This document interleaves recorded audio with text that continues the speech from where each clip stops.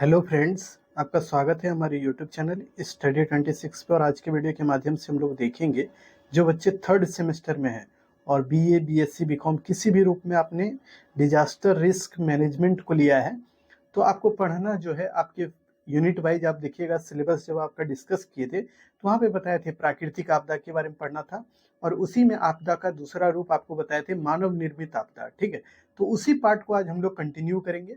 इससे पहले दो वीडियो ऑलरेडी हम करा चुके हैं जिसमें कि दो वीडियो में आपको पीछे की हर चीजों को कंप्लीट करा दिया। ठीक, ये तीसरा वीडियो है, यानी कि कुल मिलाकर चौथा वीडियो है, इसलिए क्योंकि एक में सिलेबस बाकी दो में कंटेंट दे दिए थे और तीसरा ये कंटेंट का वीडियो है।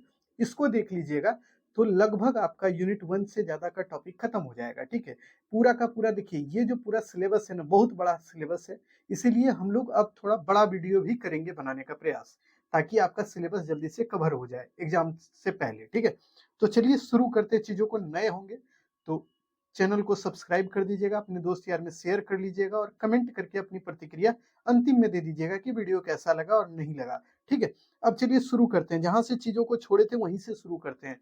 पिछले वीडियो में हम आपको बाढ़ के बारे में बताए थे, उसी में आपको भूकंप के बारे में बताए थे। अब वहां से आपको आगे बढ़ना है। अब देखिए, चक्रवात पढ़िए और सुनामी, ये चार चीजें जो आपके सिलेबस में थी उसके अकॉर्डिंग ये है क्या, तो प्राकृतिक आपदा है। प्राकृतिक आपदा के बारे में हम आपको बताए थे कि प्राकृतिक आपदा वो आपदा होता है जो प्रकृति में अपने आप आता है, यानी उसमें मानव का कोई हस्तक्षेप नहीं होता है। ठीक है, जैसे भूकंप, इसमें किसी का हस्तक्षेप नहीं है, भूकंप अपने आप आता है और ये अपने आप चला भी जाता है। ठीक है, लेकिन इसके जो प्रभाव पड़ते हैं जीवन पे वो बहुत घातक होते हैं, जो कि हम आपको पहले बताए थे। बाढ़ के बारे में बताए थे, वह भी प्राकृतिक आपदा था। अब देखिए यहाँ से चक्रवात को पढ़ते हैं। ठीक है, अब देखिए समझते चलिएगा, पिछले वीडियो को पढ़े हैं तो और अच्छे से समझ में आएगा, नहीं पढ़े हैं तो यहाँ से नई चीजें हैं, इसीलिए आपसे रिक्वेस्ट है कि आप पीछे वाले वीडियो को देख लीजिएगा, तब इसको आप अच्छे से समझ पाइएगा। ठीक है, तो देखिए चक्रवात जिसको साइक्लोन बोलते हैं, ठीक है, एक प्रकार का हिंसक तूफान होता है। ठीक है, यह एक प्रकार से तेज गति और बहुत उच्च वेग में चलने वाली हवाएं होती है। ठीक है,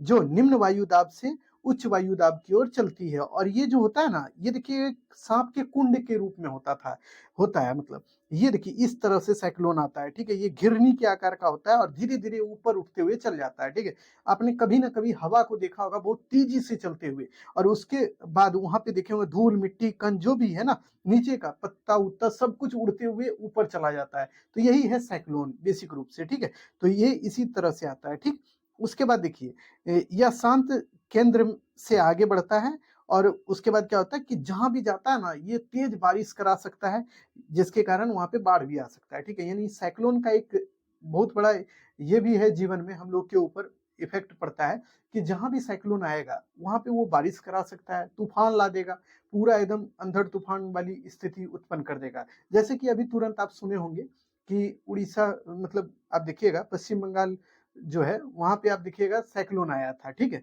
और इसमें क्या हुआ था ना कि बहुत दिन तक वहां पे जो भी एरिया थे, तटवर्ती इलाका था, यानी समुद्र के निकट वाला इलाका, वहां के लोगों को सबको वहां से हटवा दी थी सरकार। उसके बाद क्या हुआ था कि स्कूल वगैरह सब बंद करवा दी थी। ठीक है, तो इसी तरह साइक्लोन जब आता है ना तो वो पूरा भयंकर होता है और वो पूरा प्रभावित करता है पूरे अगल बगल के लोगों को भी। ठीक है, तो इस बात को ध्यान में रखिएगा। और साइक्लोन क्या होता है, एक हवा के रूप में आता है, बहुत तेजी से घूमने वाला हवा होता है, जो निम्न वायु दाब से उच्च वायु दाब की ओर बहता है। ठीक है, इसको ध्यान रखिएगा और इससे तेज बारिश और बाद में बाढ़ की स्थिति वहां उत्पन्न हो जाती है। ठीक है, अब देखिए इसके प्रभाव क्या पड़ते हैं, यानी कि चक्रवात आता है तो ये हम लोगों को कैसे इफेक्ट, मतलब इफेक्टिव करता है, यानी उसका इफेक्ट हमारे ऊपर क्या पड़ता है, तो उसको देखिए।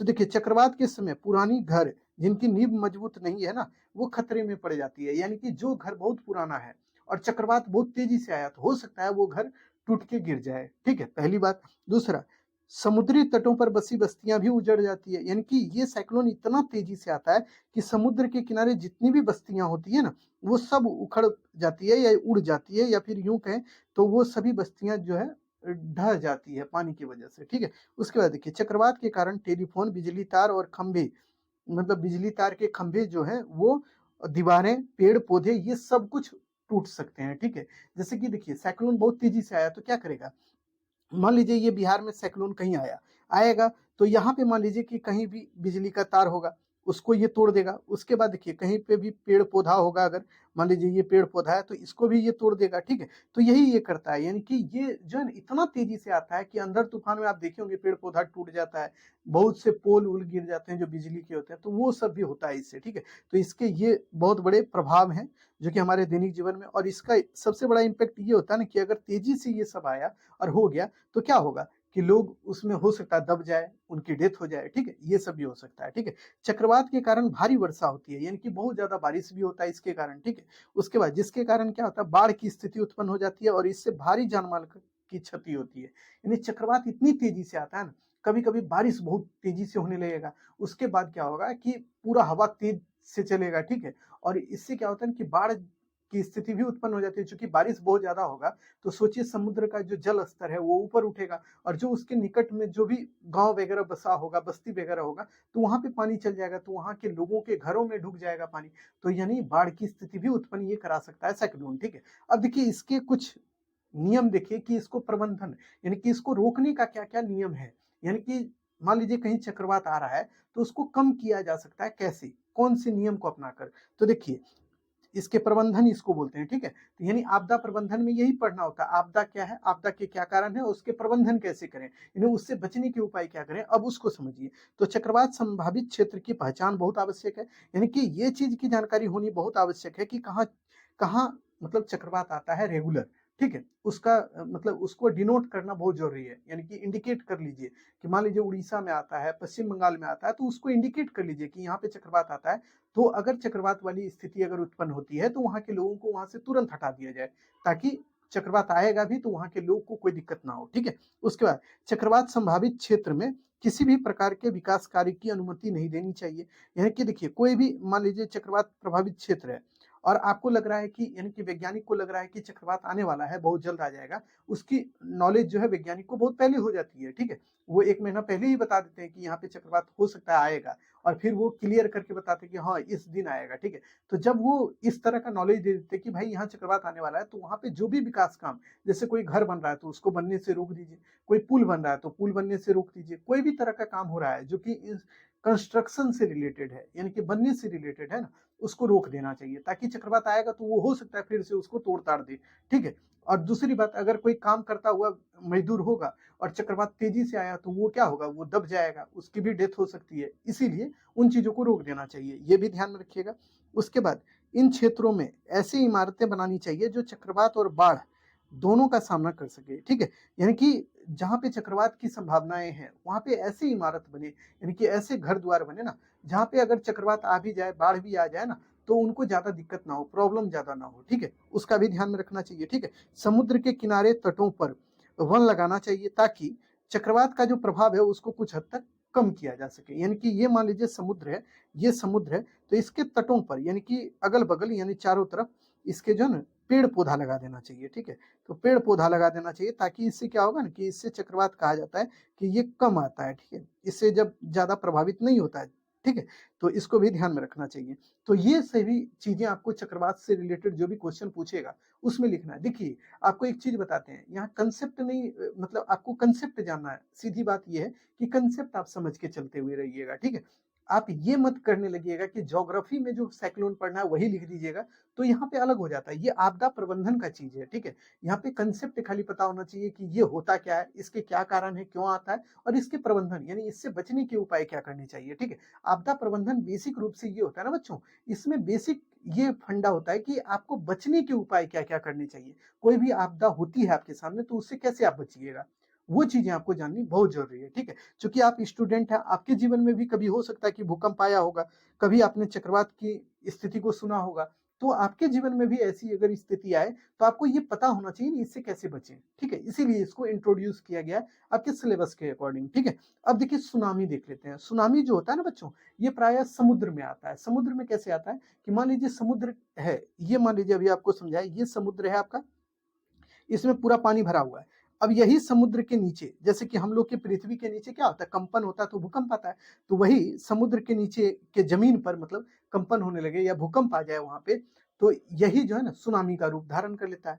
तब इसमें समुद्र में जो पानी है, मान लीजिए कि एक कटोरा ले लीजिए, ये कटोरा आपने लिया या कटोरी लिए, इसमें पूरा पानी भर दीजिए, ठीक है। ये कटोरी पूरा पानी से भरा है और उसको हिलाइए, हिलाइएगा तो क्या होगा, वो पानी देखिएगा छिड़क के बाहर निकलेगा, यानी कि उस कटोरी से बाहर जाके गिरेगा। ठीक वैसे ही समुद्र में भी होता है। समुद्र में जो पानी है उसके अंदर क्या होता है ना, अगर वहां पे भूकंप आ गया, यानी वो हिलने लगा समुद्र का मतलब नीचे का पोर्शन, तो उससे क्या होगा, उसमें जो पानी है वह भी हिलेगा और वो बहुत ज्यादा फ्लो करेगा, उससे समुद्र से वो बाहर निकल जाएगा। और वो जब निकल जाएगा तो अगल बगल का जो बस्ती है वहां पे भर जाएगा, तो वहां भी बाढ़ की स्थिति आ जाएगी, ठीक है। तो सुनामी यही होता है बेसिक रूप से। अब देखिए इसको समझिए, सुनामी प्रायः समुद्र के नीचे भूकंप आने के कारण आता है, ठीक है, जिसकी तीव्रता रिएक्टर पैमाने पर, यानी कि जो भूकंप है उसको मापने का इकाई क्या है, रिएक्टर पैमाना है, ठीक है, उस पे 6.5 है ना, तब ये सुनामी आ जाएगा। यानी कि मान लीजिए अगर रिएक्टर पैमाने पर भूकंप की तीव्रता 6.5 आपको अंकित दिख रहा है, तो इसका मतलब है कि सुनामी भी आ जाएगा, ठीक है। उसके बाद पानी के नीचे या तट पर भूसंकलन या ज्वालामुखी फटने से भी सुनामी आ सकता है। यानी कि देखिए ज्वालामुखी क्या होता है आपको बताते हैं, वोल्केनो जिसको बोलते हैं। ये मान लीजिए पृथ्वी है, पृथ्वी के अंदर ऐसी घटनाएं घटित होती है कभी कभी कि पृथ्वी के अंदर जो भी लावा उबा है, जो मैग्मा वगैरह है ना, वो फट के बाहर निकल जाती है, इसी को ज्वालामुखी बोलते हैं, ठीक है। और ये जब फट के बाहर निकलती है ना, जैसे कि मान लीजिए ये जोर से फटेगी तो क्या होगा, अगल बगल में एकदम कंपन कर देगी, यानी हिला देगी अगल बगल के इलाके को। और अगर मान लीजिए ये फटी और समुद्र के किनारे फटे तो क्या होगा, समुद्र का पानी भी एकदम हिलडोल मारेगा, इधर उधर हो जाएगा।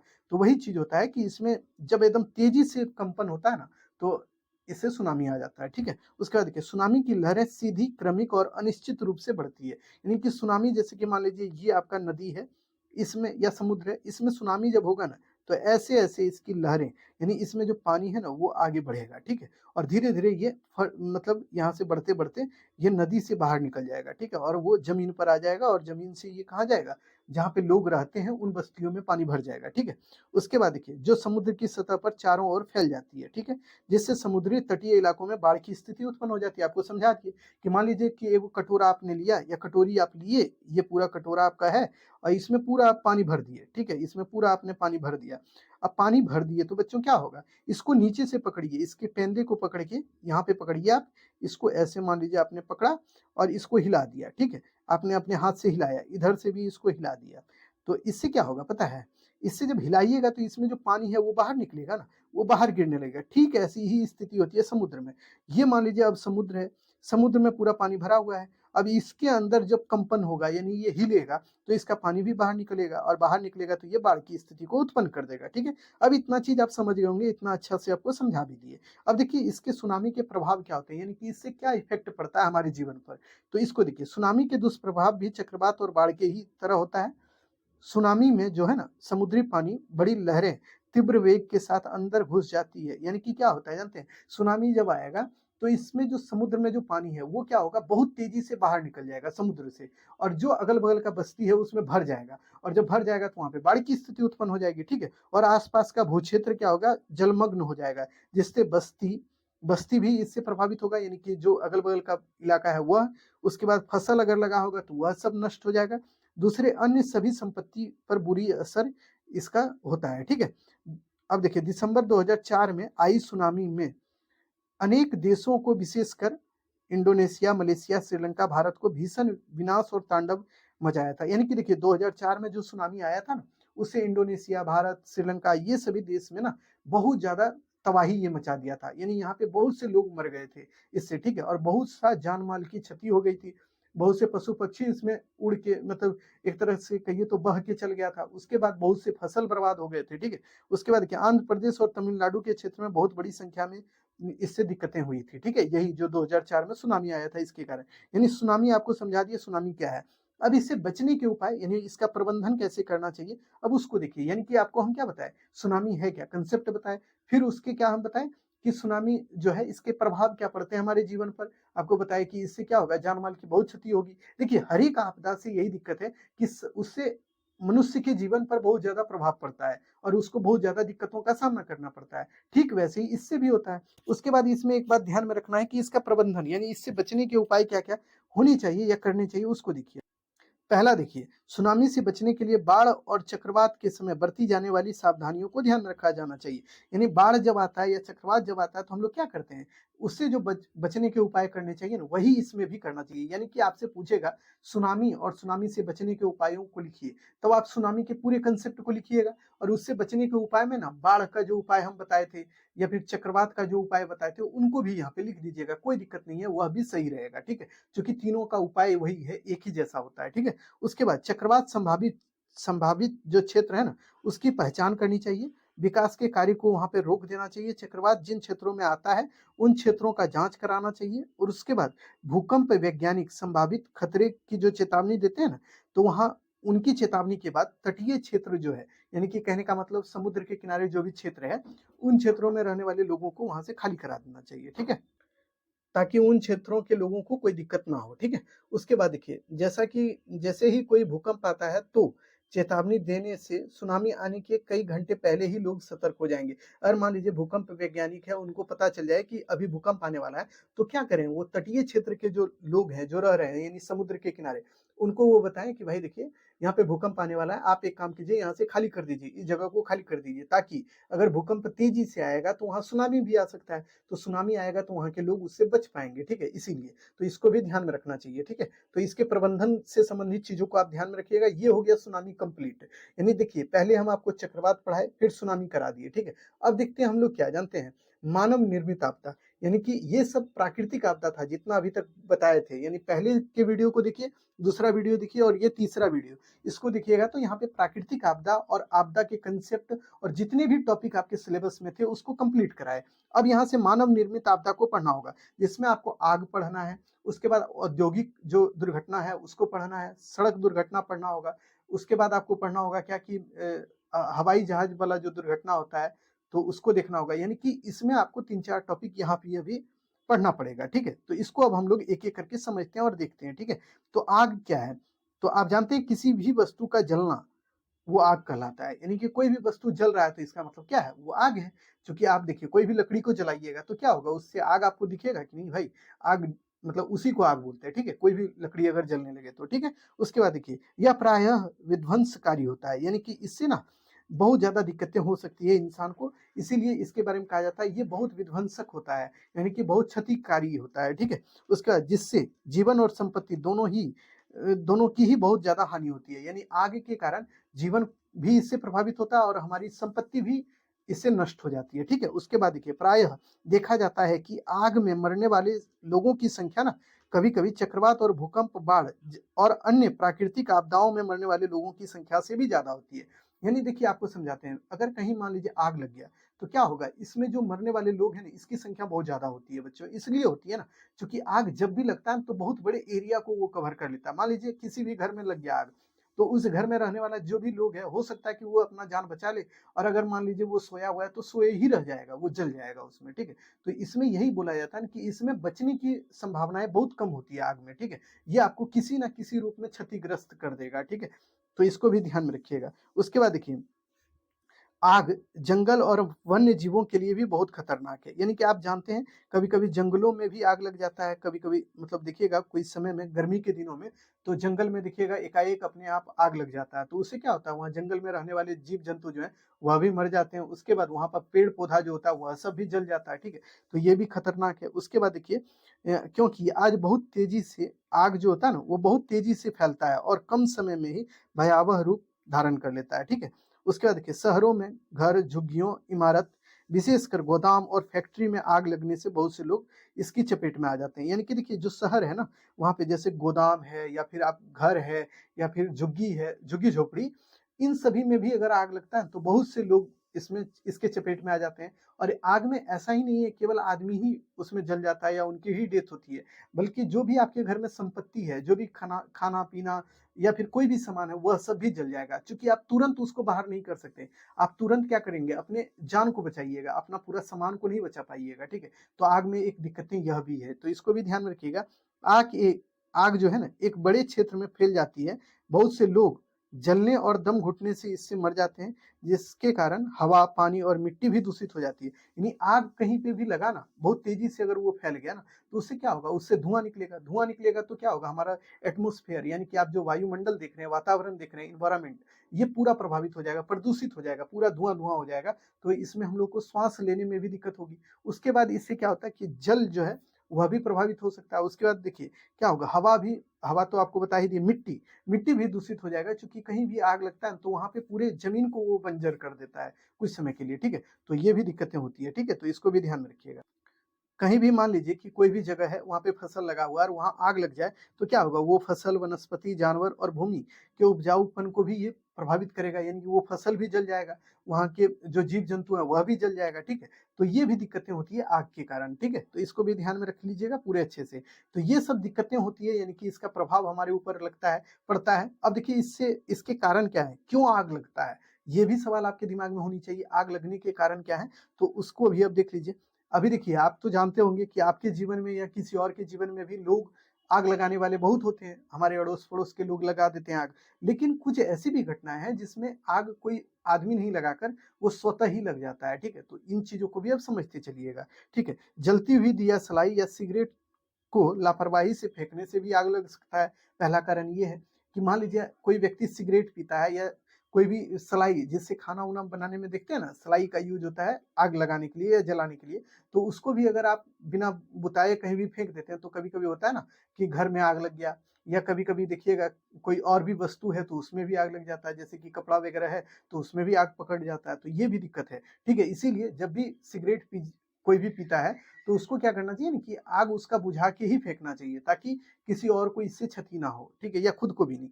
उसके बाद देखिए, घरों में आग लगने का स्रोत जो है ना, आग का कारण जो होता है ना, वो है केरोसिन स्टोव और गैस स्टोव पर खाना पकाते हुए कपड़े में आग लगना। ये भी एक दिक्कत है, यानी कि सीधा इसको समझिए इस तरह से, घर में भी आग लगता है आप जानते हैं, तो उसमें मेनली ये होता है ना, खाना जब बनाती है महिलाएं ना, तो उस समय ज्यादा आग लगने का चांस होता है। क्यों? तो वो खाना बनाती है, तो कभी कभी होता है कि महिलाओं के आंचल में या फिर उनके कपड़े में आग पकड़ जाता है, तो उससे उनका पूरा शरीर जल जाता है और कभी कभी उनकी डेथ भी हो जाती है। कभी कभी ऐसा भी घटना होता है कि खाना आप बनाने के लिए चढ़ा दिए और आप कहीं चले गए, लापरवाही थोड़ा किए, तो उससे क्या होता है, वो आग धीरे धीरे क्या होता है, आपके पूरे जो रसोई रूम है उसमें लगेगा, उसके बाद पूरे घर में लग जाएगा।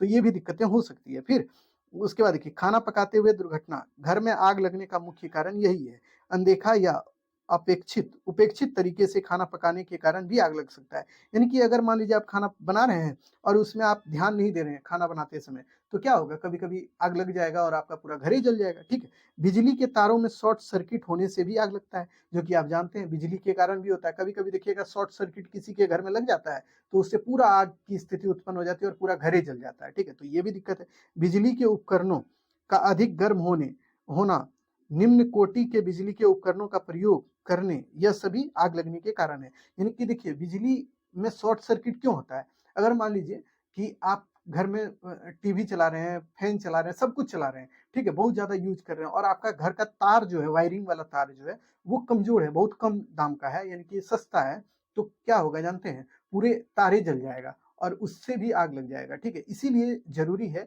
कि जितना आप हेवी चीज़ों का यूज़ कर रहे हैं, जैसे टीवी वगैरह सब का, तो उसमें आप कोशिश करें ना कि जो आप तार का यूज़ कर रहे हैं अपने घरों में, वह भी बढ़िया क्वालिटी का हो, ताकि वो जल्दी खराब ना हो और उससे शॉर्ट सर्किट ना लगे, ठीक है? इसका भी ध्यान में रखना चाहिए। घरों के आस-पास और सड़कों के दोनों ओर जमा कचरे के ढेर से भी आग लग सकता है, ठीक है? जब लोग लापरवाही से माचिस की तीली या सिगरेट को पीते हैं और उसके जलते हुए टुकड़े को फेंक देते हैं। मान लीजिए कि आपके घर के सामने कोई कूड़ा-वूड़ा एकदम जमा है, गंदगी, ठीक है? अब मान लीजिए कि आपने तो जमा करके रखा है कूड़ा वगैरह, अब कोई व्यक्ति उधर से पार हो रहा था, सिगरेट पी रहा था, गाड़ी से जाते हुए उस सिगरेट का जो आधा जो वो जलता हुआ टुकड़ा है उसको फेंक दिया उसी कूड़े में, तो क्या होगा, धीरे-धीरे वो कूड़ा में धीरे-धीरे आग पकड़ सकता है और पकड़ेगा तो पूरा आग लग जाएगा, तो यह भी आग लगने का एक कारण बन जाता है, ठीक है?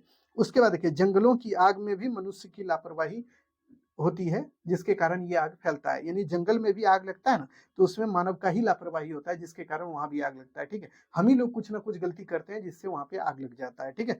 तो ये पूरा का पूरा कारण था आग लगने का। अब देखिए, आग से बचने का क्या करना चाहिए? इसके प्रभाव जो होते हैं, वो तो आप जान ही रहे हैं। उसको एक बार और शॉर्ट में देख लीजिए। चूँकि देखिए, हमको ये इम्पोर्टेंट लगा कि आग वाला टॉपिक आपसे पूछ सकता है कि आग के क्या कारण है और आग के प्रभाव या प्रबंधन को बताइए।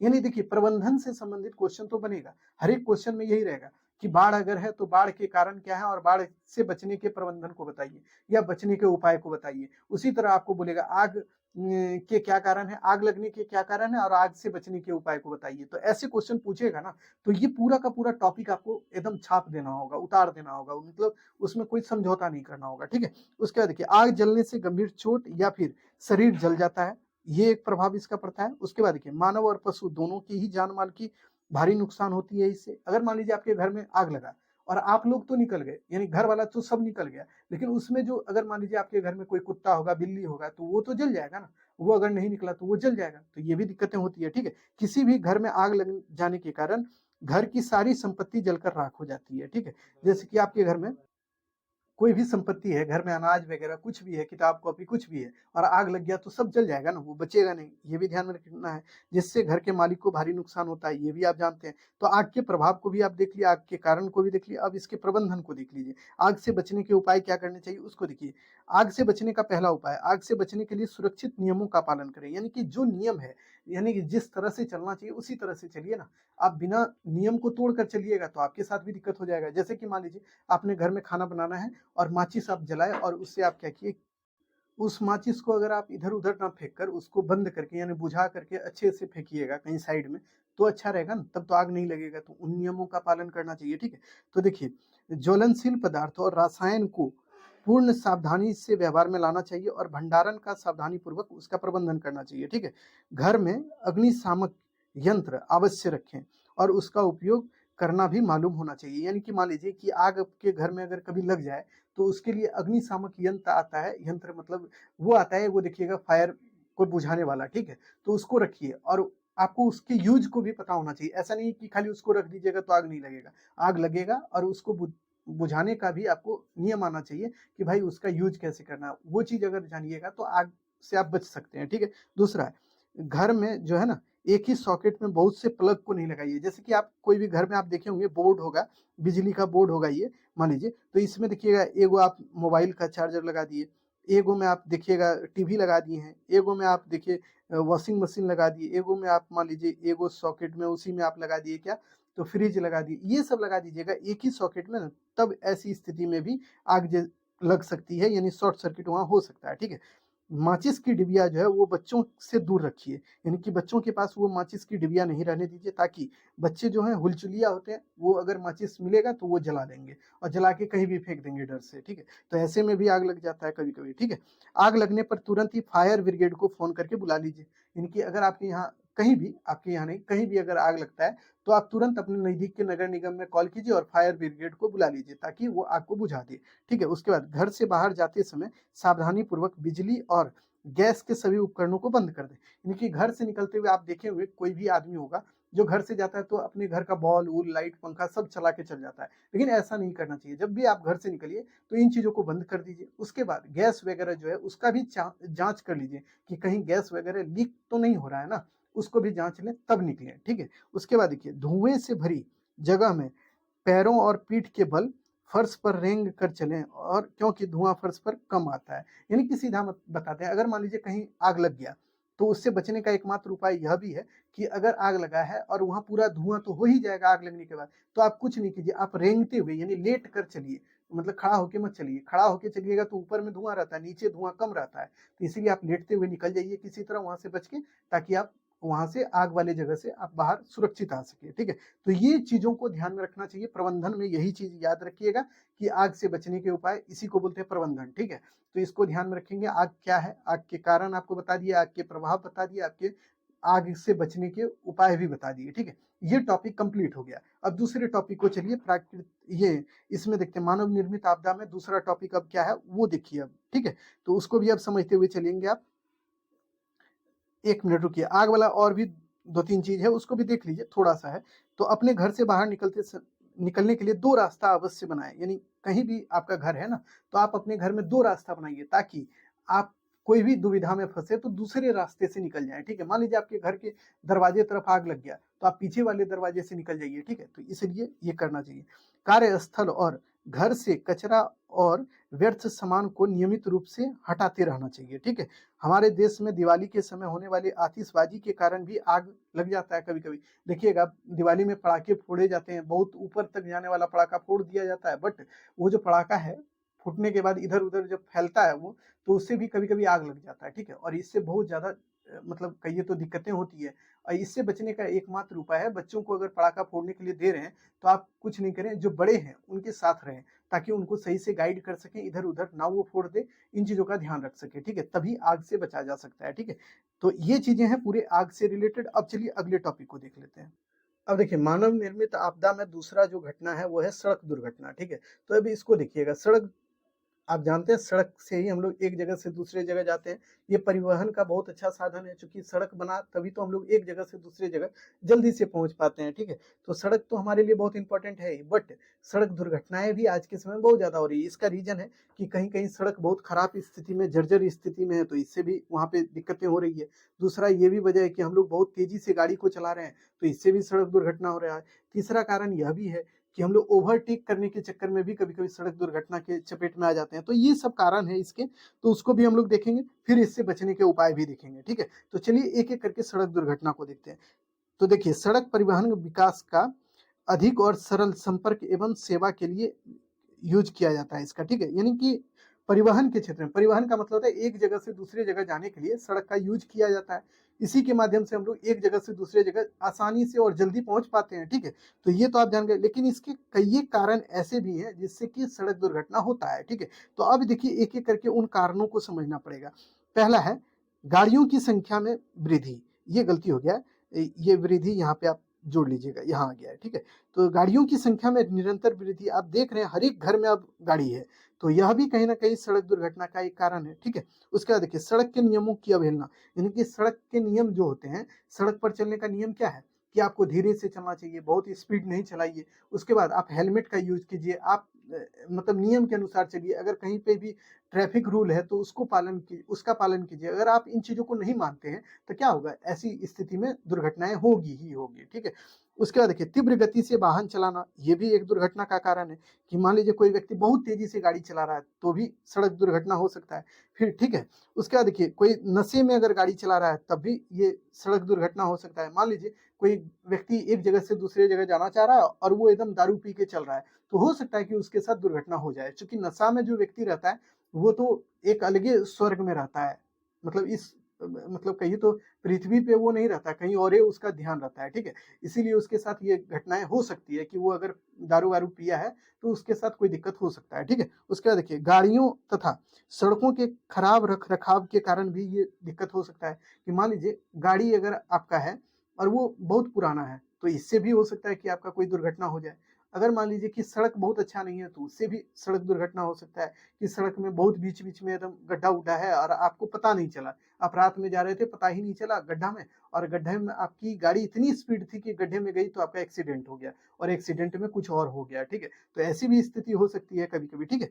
तो ये सभी उपरोक्त कारण जो है सड़क दुर्घटना के लिए बहुत इम्पोर्टेंट हो जाता है, यानी इन्हीं कारणों से ये जो सड़क दुर्घटना है होता है, ठीक है? वर्तमान समय में भारत में सड़क दुर्घटना के कारण बहुत से लोग जो है ना अपनी जान गँवा रहे हैं हर साल, और हर दिन ये दुर्घटना हो रहा है। यानी आप कहीं न कभी आप देखिएगा अपने इलाके का ही आप डेली न्यूज़पेपर पढ़िए, आपको 2, 4, 5, 10 न्यूज़ आपको दिख जाएगा कि यहाँ पे सड़क दुर्घटना में 2 लोग मरे, यहाँ पे सड़क दुर्घटना में 2 लोगों का टाँग टूट गया, यहाँ पे सड़क दुर्घटना में किसी का हाथ टूट गया। ये आपको घटनाएँ देखने को मिलेगी। तो यानी कि सोचिए कि आज के समय में हम लोग सड़क बना लिए, सब कुछ कर लिए, गाड़ी है, सब कुछ है, लेकिन दुर्घटनाएँ कम नहीं हो रही है। इससे बचने के भी उपाय करने चाहिए हर एक इंसान को अपने-अपने लेवल पर, इससे बचने का उपाय करना चाहिए। ऐसा नहीं है कि आपके लिए कोई और कर देगा। यानी आपको अपना काम खुद करना होगा। तो वो आप देख लीजिए क्या-क्या काम करना होगा आपको।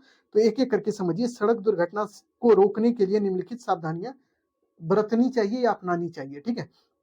पहला है सड़क को पार करते समय दोनों ओर देखें, यानी कि जब भी आप सड़क को पार करें ना, तो आप दोनों तरफ देखें कि कहीं किधर से भी गाड़ी आ जा तो नहीं रहा है। अगर खाली है सड़क, तब आप उस जगह को पार कीजिए ताकि आपको कोई दिक्कत ना हो, ठीक है? उसके बाद देखिए पैदल सड़क पार करते समय ज़ेब्रा क्रॉसिंग के से ही होकर पार करें। यानी जेब्रा क्रॉसिंग का मतलब आप जानते होंगे, सड़क के बीचों बीच आप देखिएगा एक व्हाइट कलर का पट्टी बना होता है, तो इसी से होते हुए आप पार होइए, इधर उधर से मत पार होइए। ये बहुत जरूरी है कि जेब्रा क्रॉसिंग के नियम को पालन करते हुए चलें, ठीक है। दोपहिया वाहन पर सवारी करते समय हेलमेट जरूर लगाएं। यानी कि आप कहीं जा रहे हैं तो हेलमेट लगा कर जाएं। ऐसा नहीं है कि बिना हेलमेट के चले जाएं, लेकिन हाँ, दोपहिया वाहन पे जा रहे हैं, अब बोलिएगा टेम्पू पे जा रहे हैं तो हेलमेट लगा लें, तो ऐसा नहीं है। आपको जब भी गाड़ी से जाना है, मोटरसाइकिल से जाना है, तब आप हेलमेट लगा के जाएं, ठीक है। उसके बाद देखिए, कार में जब भी बैठे तो उसमें दी गई सीट बेल्ट को जरूर लगाएं। इनकी सीट बेल्ट देखिएगा, कोई भी फोर व्हीलर है ना, कार है ना, उसमें सीट बेल्ट होता है, उसको जरूर लगाना चाहिए। पुलिस अब ना सीट बेल्ट नहीं लगाने पर जुर्माना करती है, इसीलिए उससे भी बचने के लिए और अपने जान को भी बचाने के लिए सीट बेल्ट लगाना चाहिए लोगों को, ठीक है, तभी आपका जान बचेगा, ठीक है। उसके बाद देखिए, उचित ड्राइवरी लाइसेंस मिलने के बाद ही गाड़ी चलाएं।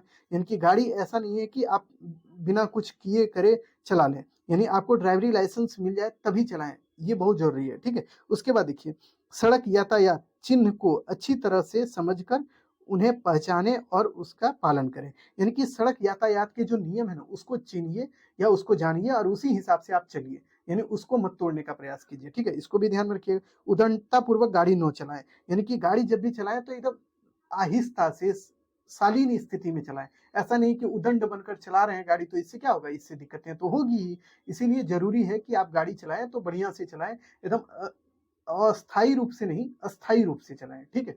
दोनों बातें ध्यान में रखिएगा।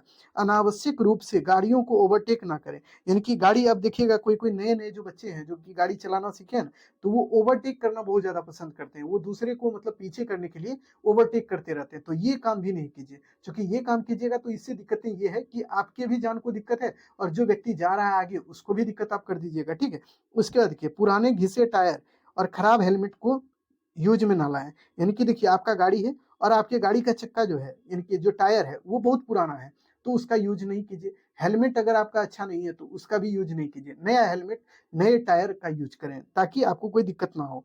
सामने से आ रही गाड़ी को देखकर अपने गाड़ी की तेज लाइट को कम कर दीजिए। यानी कि आप मान लीजिए ये सड़क है आपका और इधर से आप मान लीजिए जा रहे हैं और कोई इधर से आ रहा है, ठीक है। यानी कि ये व्यक्ति आ रहा है और इधर से एक व्यक्ति जा रहा है।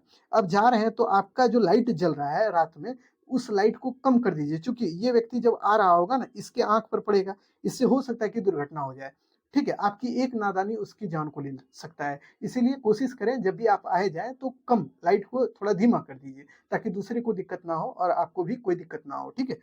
उसके बाद देखिए, अगला जो है वो आपको बताते हैं, 1 मिनट। वो है क्या, वाहन चलाते समय क्रोध या नशे में नहीं रहें। यानी कि आप जब भी वाहन चला रहे हो या गाड़ी चला रहे हो तो आप क्रोध में यानी गुस्सा में नहीं रहिए, नशे में नहीं रहिए। नशे का मतलब हो गया कि कोई भी शराब वगैरह का सेवन करके आप गाड़ी को नहीं चलाइए, एकदम एंजॉय करते हुए चलिए और अच्छे से चलिए, कंसस होके। यानी कि आपको एकदम ध्यान में रख के चलना है कि हम जा रहे हैं जहाँ जाना है, हमको एकदम आहिस्ता चलना है, बहुत स्पीड भी नहीं और बहुत स्लो भी नहीं, मतलब मीडियम स्पीड में आप चलिए, कोई दिक्कत नहीं है, ठीक है। यदि कोई अनहोनी घटना घटती है तो आप शांत हो जाइए। यानी मान लीजिए आप जा रहे हैं, आपकी कोई गलती नहीं है और ऐसी घटनाएं कभी कभी घट जाती है कि जो कि आप नहीं चाहते थे और हो गया। मान लीजिए आप जा रहे थे और बीच में ही कोई जानवर आ गया और उसको आप टक्कर मार दिए, उससे उसकी डेथ हो गई। तो ऐसी चीजों में आप ये करें कि आप शांति से उस मतलब जो घटनाएं घटी है उसको सॉर्ट आउट करने का प्रयास कीजिए, उसमें हल्ला गुल्ला नहीं कीजिए, झगड़ा उगड़ा नहीं कीजिए, ठीक है। तो ये भी ध्यान में रखना चाहिए। तो इतनी चीजें आपको ध्यान में रखनी चाहिए। कब, जब आप गाड़ी चला रहे हैं या सड़क पे जा रहे हैं तब, ठीक है। तो इतनी बातें आप ध्यान में रखिएगा तो आप देखिएगा कि सड़क दुर्घटना कम होने लगेगा भारत में। लेकिन लोग ये काम नहीं करते हमारे हिंदुस्तान में। लोग जब भी चलेंगे वो बिना हेलमेट के चलेंगे, दारू पी के गाड़ी चलाएंगे, तो ऐसी दिक्कतें होती ही है। जब भी आप कोई गलत काम कीजिएगा तो आपके साथ दिक्कत तो होना ही है। तो यही चीजें हैं कि हम लोगों को इसलिए पढ़ना पड़ता है ना ये चीज, ताकि आप भी अवेयर होइए और आपके जो दैनिक जीवन है उसमें आप कुछ ऐसा गलती ना कर बैठे जो कि आपके लिए अच्छा नहीं हो, ठीक है। इसीलिए आप पढ़े लिखे रहिएगा, आप जानकार रहिएगा, तो आप गलत काम कीजिएगा। आप देखिएगा अक्सर ऐसा होता है कि जो इंसान बहुत शालीन है, बहुत पढ़ा लिखा है ना, वो बहुत शालीन तरीके से चलता है, वो धीरे चलेगा, उसको स्पीड से कोई मतलब नहीं है, वो एकदम धीरे धीरे अपनी जगह पर पहुंचेगा। लेकिन जो इंसान बहुत हड़बड़िया है, जो कि कम पढ़ा लिखा है, उसके साथ एक दिक्कत यह भी है कि वो गाड़ी बहुत तेजी से चलाएगा, वो अवेयर नहीं रहेगा कि कैसे बचना है कैसे नहीं बचना है, ठीक है। इन चीजों को ध्यान में रखिएगा, ये बहुत इंपॉर्टेंट है और आपके दैनिक जीवन से भी रिलेटेड है, ठीक है। अब चलिए अगले चीजों को देख लेते हैं। अब देख लेते हैं हम लोग क्या जानते हैं, रेल दुर्घटना को। यानी रेल दुर्घटना क्या है, तो रेल दुर्घटना आप जानते हैं, रेलवे हमारे यहाँ का भारत में सबसे लंबी रेलवे फैली हुई है या बिछी हुई है। यहाँ से रेलवे के माध्यम से हम लोग एक जगह से दूसरे जगह ट्रांसपोर्ट करते हैं, या खुद को मतलब हम लोगों को कहीं जाना है तो हम लोग रेलवे के ही माध्यम से आते जाते हैं, जब दूरी ज्यादा हो तो रेलवे हमारे लिए परिवहन का एक साधन है। ये तो आप भी जानते हैं और हम भी जानते हैं, सब कोई जान रहा है, ठीक है। तो रेलवे का यूज हमारे दैनिक जीवन में बहुत ज्यादा आज के समय में है। तो अब देखिए इसका भी इंपॉर्टेंस देखते हुए चलिएगा। रेल दुर्घटनाएं प्रायः मनुष्य की गलती, तोड़फोड़ और या फिर पहाड़ी रेल ट्रैक पर भूस्खलन से या आग लगने के कारण होती है। यानी रेलवे की घटना क्यों होती है, आपसे क्वेश्चन ये पूछा जाएगा तो आप बोलिएगा सर देखिए रेलवे की घटना जो है ना इंसान की गलती से भी होता है। जैसे कि मान लीजिए ये रेलवे ट्रैक है, इस पे रेलवे जाती आती है और मान लीजिए आप देखे नहीं और चलते रह गए। आप मतलब इधर से इस ट्रैक को पार करने का प्रयास कर रहे हैं और इधर से मान लीजिए कोई गाड़ी आ रही थी, ये आपको लेते देते चल जाएगी, ठीक है। तो यानी कि आपको देख सुन कर चलना चाहिए। एक तो यही गलती इंसान करता है कि रेल आ रही है उधर से और ये इधर उधर ना देखिए, एकदम गाना सुनते हुए जा रहा है, तो पता चला कि वह भी रेल के साथ चला गया।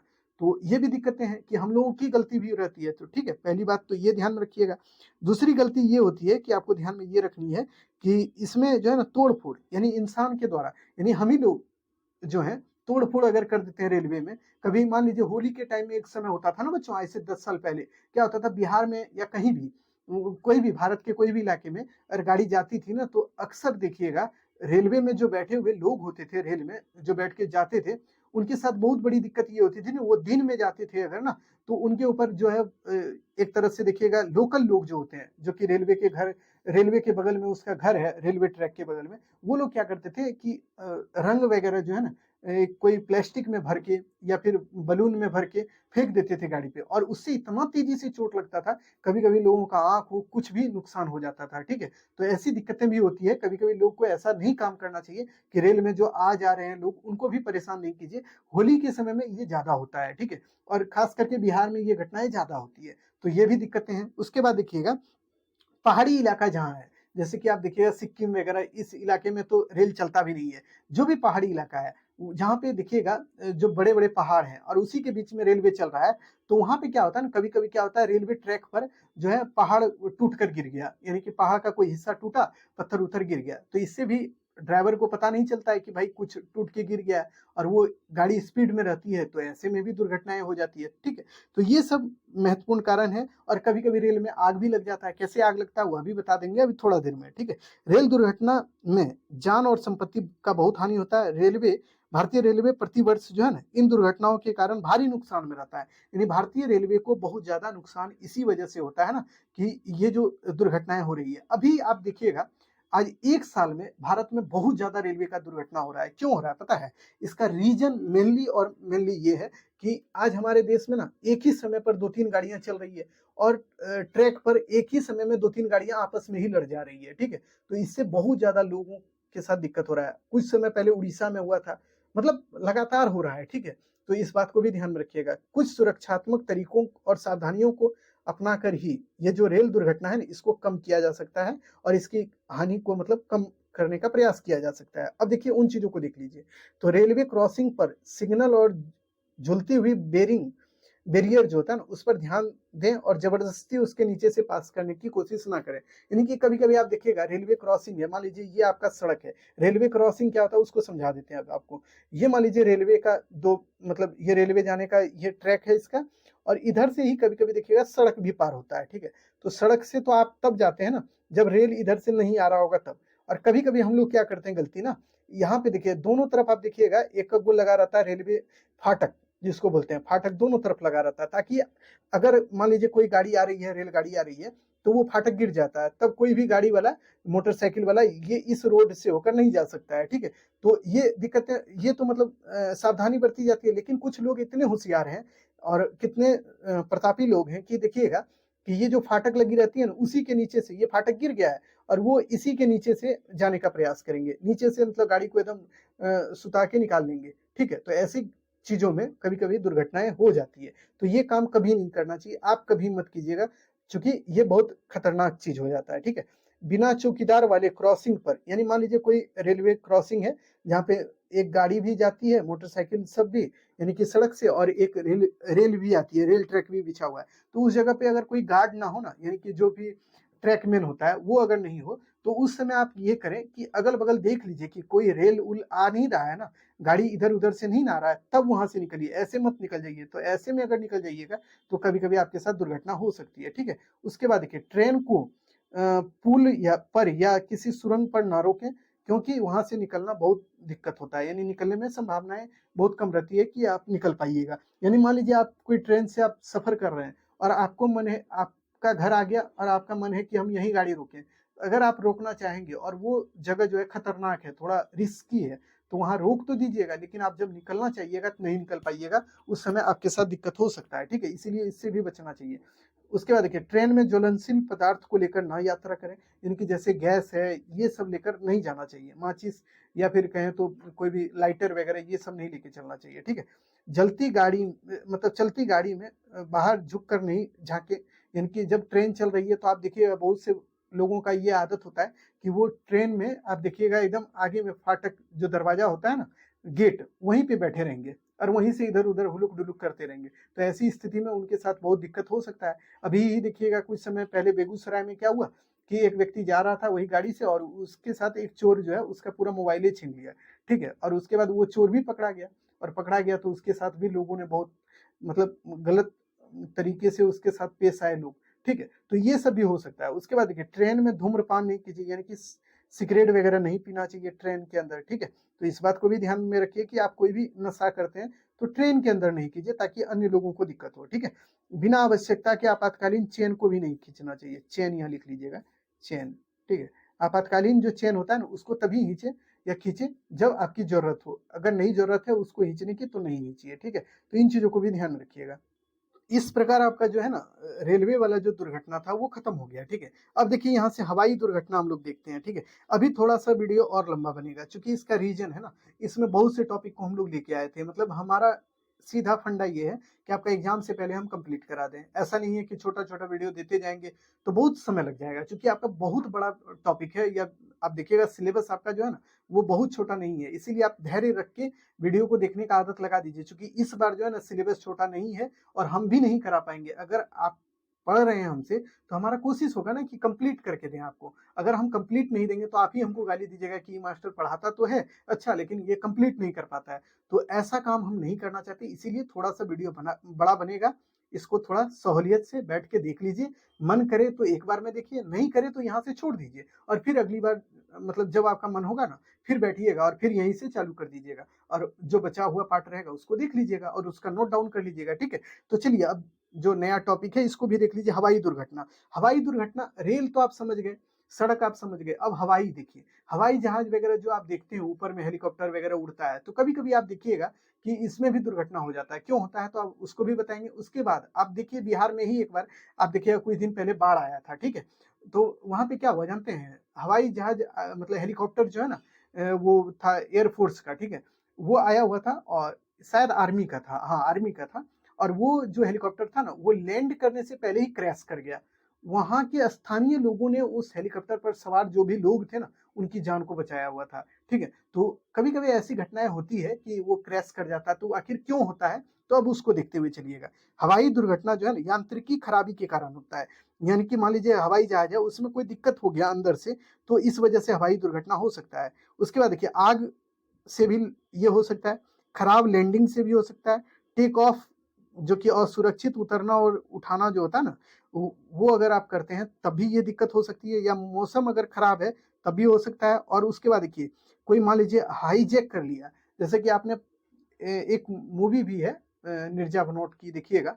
तो उसमें क्या होता है ना कि हेलीकॉप्टर को हाईजैक कर लिया जाता है, और हाईजैक जब कर लिया जाता है ना, वो सच्ची घटना पर आधारित है। तो वो हाईजैक कर लिया जाता है तो उसमें जितने लोग हैं ना सबको वो मार देने की धमकी देता है, आतंकी लोग, ठीक है। तो ये सभी घटनाएं अगर होती हैं तो ये हवाई दुर्घटनाएं हो सकती है। यानी कि मान लीजिए कि उसमें हाईजैक कोई कर लिया आपके पूरे प्लेन को, तो उसमें रहने वाले लोगों के साथ वो कुछ भी कर सकता है, ठीक है। उसके बाद देखिए, दूसरा है आग कभी लग जाता है हेलीकॉप्टर में, कहीं पे भी मतलब जो हवाई जहाज है उसके अंदर आग लग गया तो उससे भी पूरा हो सकता है कि वो क्रैश कर जाए। ये सब घटनाएं होती है, ठीक है। अब देखिए, हवाई दुर्घटना को कम करने के उपाय क्या क्या है उसको अब देख लीजिए। ये सब तो आप समझ गए कि कोई बम गिरा दे तब भी ये दिक्कतें हो सकती है, ठीक है। तो मतलब हवाई जहाज दुर्घटना क्यों होता है आपके दिमाग में ये होना चाहिए ना कि मान लीजिए आग लग गया तब भी ये हो जाएगा। दूसरा कारण ये हो सकता है कि कोई बम गिरा दे उस पे, तब हो सकता है। तीसरा कारण ये होगा कि कोई इसका हाईजैक कर ले, इसको अपहरण इसका कर ले, तब भी हो सकता है। चौथा हो सकता है कि खराब लैंडिंग के कारण भी हो सकता है, मौसम अगर खराब है तब भी हो सकता है। तो ये सब कारण को ध्यान में रखिएगा। और उसके बाद पांचवा कारण ये ध्यान में रखिएगा कि अगर कोई भी दिक्कत अगर उसमें हवाई जहाज में है तो उससे भी हो सकता है, उसके मशीन में कोई दिक्कत हो, यानी मशीन का कल पुर्जा अगर कुछ गड़बड़ हो तो उससे भी ये दिक्कतें हो सकती है। ठीक है, अब देखिए इससे बचने के उपाय को एक एक करके देखिए। उड़ान स्टाफ द्वारा दिए गए सुरक्षा नियमों का पालन कीजिए। यानी कि जो आप बैठिएगा जब हवाई जहाज में, तो आपके बगल में जो है ना, मतलब उड़ाने वाले जो हेलीकॉप्टर जब उड़ता है या फिर हवाई जहाज जब उड़ता है ना, तो आप देखिएगा उसमें स्टाफ वगैरह रहते हैं। ठीक है, वो आपको बताएंगे कि सर जो है आप बेल्ट लगा लीजिए, आप अच्छे से बैठिए, हिलिए डोलिए मत, यानी परेशान मत होइए, अच्छे से सब आपकी यात्रा रहेगी। तो उस समय आपको जो जो वो बोलता है ना उसको तो सुनना चाहिए और उसका पालन करना चाहिए। ठीक है, उसके बाद देखिए हवाई जहाज में रखे हुए सुरक्षा कार्ड को ध्यानपूर्वक पढ़े। यानी हवाई जहाज में सुरक्षा कार्ड रखा जाता है, उसमें ये बताया जाता है कि कैसे आप सुरक्षित रहिएगा, कैसे एक जगह से दूसरी जगह जा पाइएगा, उन चीजों को जरूर ध्यान में रखना चाहिए। उसके बाद देखिए आपातकालीन निकास कहाँ पर है, इसे जाने, और उससे कैसे खोला जाता है इसको भी जान लीजिए, और उससे निकलने का पूरा जानकारी आप प्राप्त कर लीजिए। यानी कि देखिए हर एक हेलीकॉप्टर या फिर हवाई जहाज में ना आपातकालीन निकास द्वार होता है। उससे क्या होता है ना कि जब कोई दिक्कत होती है ना, तो वो हेलीकॉप्टर के लोग क्या करते हैं या हवाई जहाज के लोग क्या करते हैं, वहीं से अपने यात्रियों को निकाल देते हैं। तो उसका भी जानकारी आपको पहले ले लेना चाहिए। आप जब वहां चढ़े ना, तो आप पूछ लीजिए कि आपातकालीन द्वार किधर है, यानी गेट किधर है, आपातकालीन वाला इमरजेंसी गेट, वो बता देगा इधर है सर। तो अच्छा ठीक है, कैसे खुलता है वो बता देगा। उसके बाद बोलिएगा अच्छा ठीक है, कोई दिक्कत होगा तो वहां से आप खोल के आप निकल सकते हैं। ठीक है, तो ये भी आप कर सकते हैं। उसके बाद देखिए अगला जो है उसको ध्यान में रखिएगा कि सीट पर बैठे हुए हैं तो अपना सीट बेल्ट जरूर बांध लीजिए। यानी कि अगर हेलीकॉप्टर या कोई भी गाड़ी, माफ कीजिएगा गाड़ी ध्यान में आ गया, मतलब कोई भी अगर आप जैसे कि ट्रेवल करने वाला जो भी हेलीकॉप्टर है, एरोप्लेन है, कुछ पे भी बैठे हैं ना, तो सीट बेल्ट जो उसका होता है उसको बांध लीजिए आप। ठीक है, उसके बाद शांत रहें, उड़ान कर्मी दल द्वारा दिए गए निर्देशों का पालन करें। यानी कि उसमें जो भी स्टाफ है जो आपको निर्देश दिए हैं कि ऐसे ऐसे चलिए, तो उन चीजों को मानिए और उसी हिसाब से अपना काम कीजिए और चलते रहिए। ठीक है, यानी शांतिपूर्ण ढंग से एक जगह से दूसरी जगह पहुंचने का प्रयास करना चाहिए। ठीक है, तो इतनी चीजें आपको बेसिक रूप से ध्यान में रखनी है हवाई दुर्घटना से बचने को लेकर। और हवाई दुर्घटना क्यों होती है इसको भी बता दिए। ये टॉपिक भी समाप्त हो गया। यहाँ से ऑब्जेक्टिव भी बन सकता है, इसको ध्यान में रखिएगा। अब देखिए आ जाइए औद्योगिक घटनाएं। देखिए आज का वीडियो बड़ा है, ये तो हम सच में बोल भी रहे थे शुरू से, और लेकिन इसमें बहुत बड़ा कंटेंट आपका कंप्लीट हो गया। एक वीडियो देख लीजिएगा तो आपको 2-3 वीडियो देखने की जरूरत नहीं पड़ेगी, पूरा कंटेंट आपका कंप्लीट है। इसके बाद आपको एक जैविक आपदा बताएंगे जिसमें महामारी के बारे में बताएंगे, उसमें आपको डेंगू के बारे में बताएंगे, बुखार जो लगता है ना, मलेरिया है, ये सब के बारे में बता देंगे ना। तो ये कंटेंट का पूरा यूनिट जो है फर्स्ट का, एक तरह से कहिए तो बहुत बड़ा टॉपिक खत्म आपका हो जाएगा। अगले वीडियो में उसको भी करेंगे। ठीक है, और जल्द करेंगे, अब लेट नहीं करेंगे, अब बहुत स्पीड होगा आपका काम। अब देखिए हवाई दुर्घटना के बाद औद्योगिक दुर्घटना क्या है इसको समझिएगा। जैसे उद्योग धंधा है, कोई भी कंपनी है, कोई भी उद्योग है, उसमें काम करने वाले लोगों के साथ कभी कभी दुर्घटना होती है। आपने सुना होगा कोई उद्योग में काम करने वाले लोग जो है इतने लोग मर गए। आपने सुना होगा भोपाल गैस त्रासदी, भोपाल गैस त्रासदी का नाम सुने हैं। तो वहां जो घटना घटी थी क्यों हुई थी, मिथाइल आइसोसाइनाइड जो गैस है उसके रिसाव के कारण हुआ था। तो ये सब घटनाएं के बारे में आप जानते हैं, उसमें बहुत से लोग मर गए थे। तो इसी वजह से अब हम लोग इसको भी पढ़ेंगे औद्योगिक दुर्घटना को, चूंकि आपके सिलेबस में इंडस्ट्रियल जो है डिजास्टर, तो इसको आप समझते हुए चलिए। औद्योगिक दुर्घटना जो है ना मुख्य रूप से विस्फोट, आग लगने के कारण या विषाक्त तथा खतरनाक रसायनों के रिसाव के कारण होता है। यानी कि देखिए उद्योग है, उद्योग में काम करने वाले वर्कर हैं, वो वर्कर जो काम करते हैं उसमें, ठीक है। अब देखिए उस उद्योग में कभी कभी क्या होता है ना, बहुत खतरनाक खतरनाक जो है रसायन का यूज भी किया जाता है। चूंकि कुछ कुछ चीजें बनानी होती है ना, तो उसमें उन चीजों का यूज होना लाजमी है। तो इन चीजों का यूज जब किया जाता है, कभी कभी ये रसायन जो होता है ना, वो जो रखा रहता है उस कंपनी के अंदर, तो उसमें रिसाव होने लगता है। रिसाव मतलब वो धीरे धीरे बाहर निकलने लगता है, और बाहर निकलेगा तो वहाँ के लोगों के जनजीवन को प्रभावित करने लगता है। ठीक है, यानी कि वहाँ के लोगों को दिक्कतें होने लगती है। तो ये भी घटनाएं होती है। ठीक है, तो इसको ध्यान में रखिएगा। अब एक एक करके समझते चलिए। औद्योगिक दुर्घटना के कारण जीवन और संपत्ति का भारी नुकसान होता है। पहली बात, चूंकि आप जानते हैं कोई भी उद्योग में आग उग लगेगा या कोई दुर्घटना होगा, तो उसमें पूरा मतलब जो उद्योग है उसका पूरा संपत्ति खत्म हो जाएगा या खराब हो जाएगा। उसके बाद इसमें एक दिक्कत यह भी होता है कि औद्योगिक दुर्घटना के कारण, कि आपने पढ़ा होगा कि इसमें बहुत से जान माल की क्षति होती है, ठीक है, इसको भी ध्यान में रखिएगा।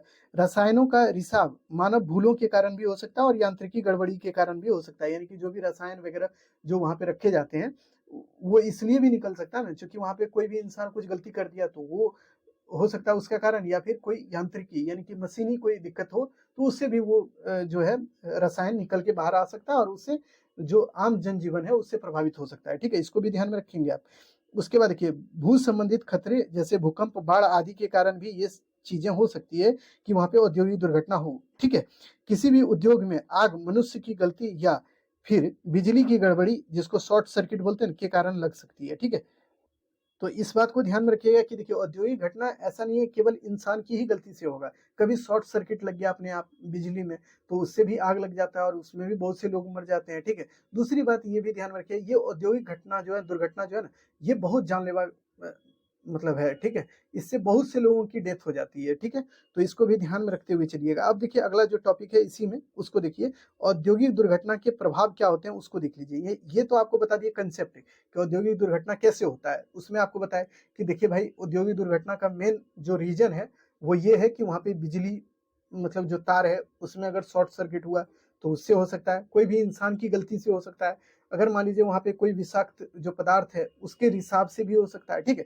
तो इन चीजों को हम बता दिए। अब इसके प्रभाव को देखते हुए चलिए, औद्योगिक परिसर और उससे लगे बस्ती दुर्घटना मतलब औद्योगिक दुर्घटना के समय सबसे ज्यादा प्रभावित होता है। यानी मान लीजिए कोई उद्योग है, ये मान लीजिए आपके पास एक उद्योग है, ठीक है, इसके अगल बगल में जो बस्ती होगा तो क्या होगा, इस उद्योग में आग लगेगा या कोई घटना घटेगी तो इस पर भी प्रभाव जाएगा, इन पर भी प्रभाव जाएगा, ठीक है, यानी इस सब पर भी प्रभाव पड़ता है, ठीक है। तो इसको ध्यान में रखिएगा, बस्तियों पर भी इसका प्रभाव बहुत ज्यादा पड़ता है, ठीक है। पास के क्षेत्र में रहने वाले कर्मचारियों के और उसके निवास स्थान और फिर उसके जानवर, फसल, ये सभी प्रभावित हो जाते हैं। यानी कि मान लीजिए जहाँ पे उद्योग है वहां पे अगल बगल में उस कोई भी कर्मचारी रह रहा है उसको तो दिक्कत होगा ही, उसके घर द्वार भी जल सकते हैं। उसके बाद वो जो खेती वगैरह करता होगा, अगर फसल उसल कुछ लगा होगा उद्योग के किनारे तो वह भी जल जाएगा। ये सभी दिक्कतें हो सकती है, ठीक है। इससे क्या होगा कि एक बहुत बड़े क्षेत्र में जो है ना पर्यावरण प्रदूषण हो सकता है, ठीक है। तो इस चीज को भी ध्यान में रखिएगा। खतरनाक रसायन जो है ना वातावरण या जल संकायों में घुल जाने से बहुत दूर तक खतरा पैदा कर सकता है, ठीक है। इसको भी ध्यान में रखिएगा कि वहां से जो उद्योग से जो निकलने वाला है जो खतरनाक जो रसायन है ना वो अन्य क्षेत्रों में फैल जाएगा ना, तो इससे क्या होगा ना वहां रहने वाले लोगों को भी दिक्कत होगा। उसके बाद जल भी वहां से प्रभावित होगा, यानी उससे प्रदूषित हो जाएगा। उसके बाद भूमि भी प्रदूषित हो सकता है, ठीक है। उसके बाद देखिए यहाँ तक कि औद्योगिक क्षेत्र के चारों ओर का पूरा पारितंत्र ही क्षतिग्रस्त हो जाता है, ठीक है।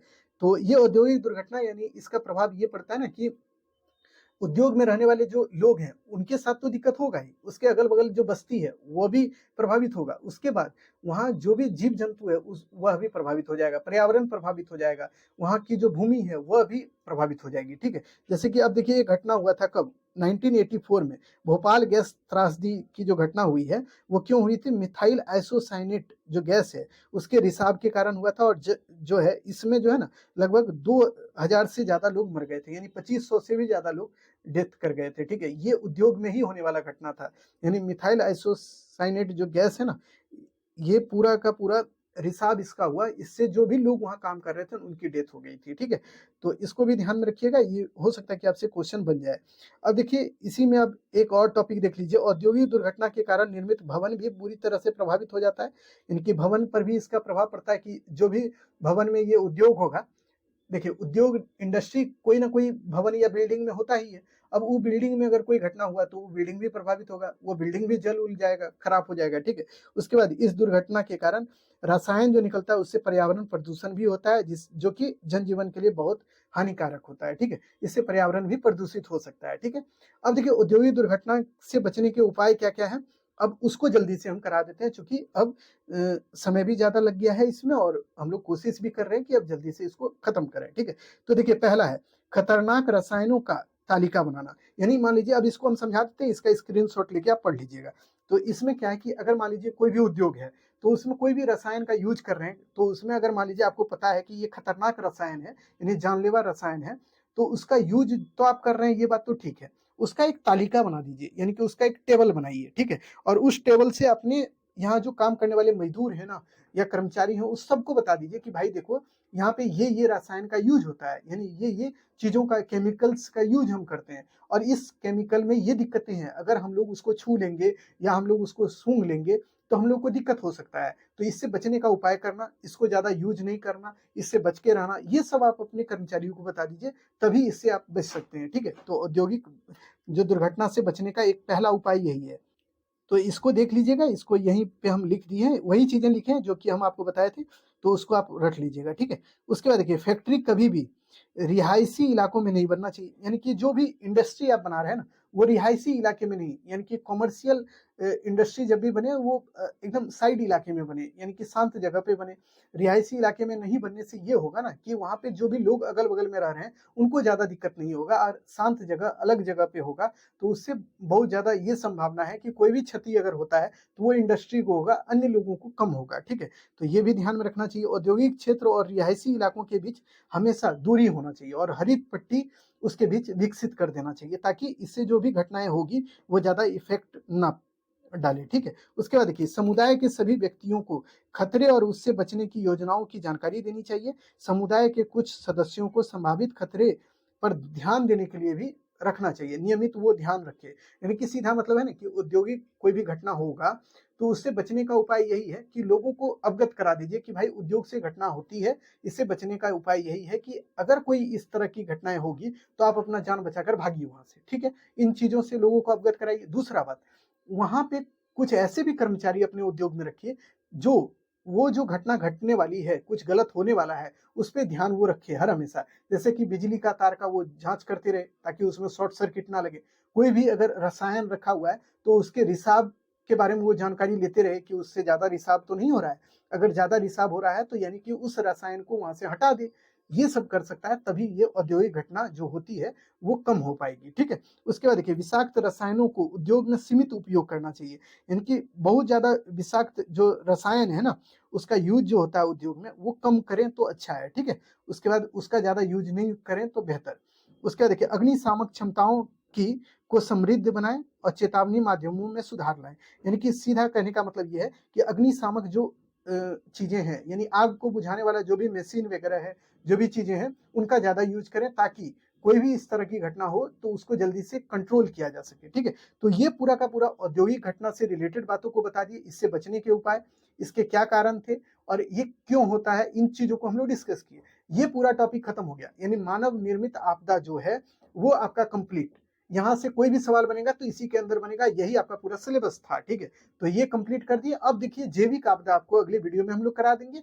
तो यहाँ से पूरा जो आपका आपदा से रिलेटेड जो पहला सेगमेंट है वो कंप्लीट हो जाएगा। देखिए, ये सिलेबस आपका यूनिट वाइज नहीं था, सेगमेंट वाइज था, इसीलिए हम लोग सेगमेंट वाइज इसको खत्म करने का प्रयास कर रहे हैं। ठीक है, आप खुद ही सोचिए कि अगर इसका मैराथन बनाने बैठेंगे तो 5-5 घंटा का मैराथन बनेगा। इसीलिए हम कोशिश कर रहे हैं ना, बड़ा बड़ा ही वीडियो क्यों ना बने, लेट से भले ही वीडियो दें लेकिन आपको बड़ा बड़ा चीज दे देंगे, बड़े बड़े वीडियो के माध्यम से आपका पूरा कंप्लीट करा दें, यानी कि हर एक वीडियो आपका मैराथन के ही रूप में अब होगा। ठीक है, तो चलिए आज के लिए इतना ही, फिर मिलते हैं नए वीडियो में, तब तक के लिए धन्यवाद।